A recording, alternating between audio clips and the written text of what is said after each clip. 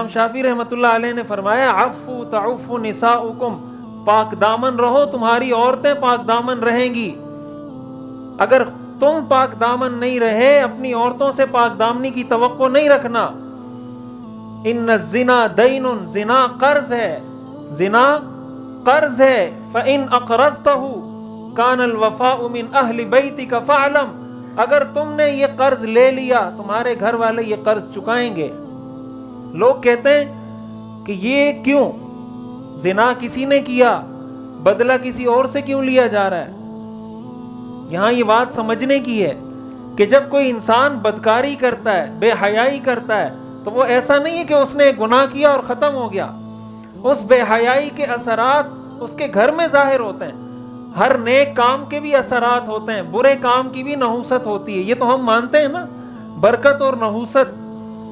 کچھ کاموں سے برکت آتی ہے، کچھ کاموں سے نحوست آتی ہے۔ بھائی آپ جب دکان کا افتتاح کرتے ہیں تو افتتاح کرنے کے لیے آپ دکان میں میوزک لگاتے ہیں کہ آج میری دکان کا افتتاح ہے تو میں آج افتتاح کر رہا ہوں۔ میوزک لگاتا ہے کوئی افتتاح میں؟ کیوں نہیں لگاتا؟ اس لیے کہ اس کا یہ تصور ہے کہ اگر میں گانے لگاؤں گا تو اس سے نحوست آئے گی۔ جب دکان کا افتتاح ہوتا ہے تو کسی قاری صاحب کو کہتے ہیں بچے کو بھیج دیں، بچوں کو کہ وہاں قرآن پڑھ دیں ہمارے لیے، تاکہ کیا آ جائے؟ برکت آ جائے۔ اس کا مطلب کچھ کام ایسے ہیں جس سے برکت آتی ہے، کچھ کام ایسے ہیں جس سے نحوست آتی ہے۔ پھر ہر کام کی نحوست الگ انداز کی ہوتی ہے۔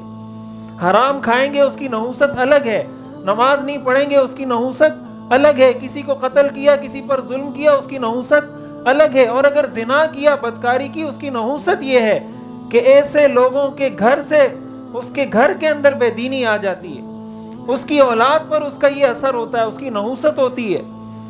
جب اس کی اولاد پر یہ اثر آئے گا، اس کی اولاد بے دین ہوگی تو وہ اس کام میں مبتلا ہوگی۔ اس لیے ہمارے نوجوانوں کو یہ بات اچھے طریقے سے سوچنی چاہیے۔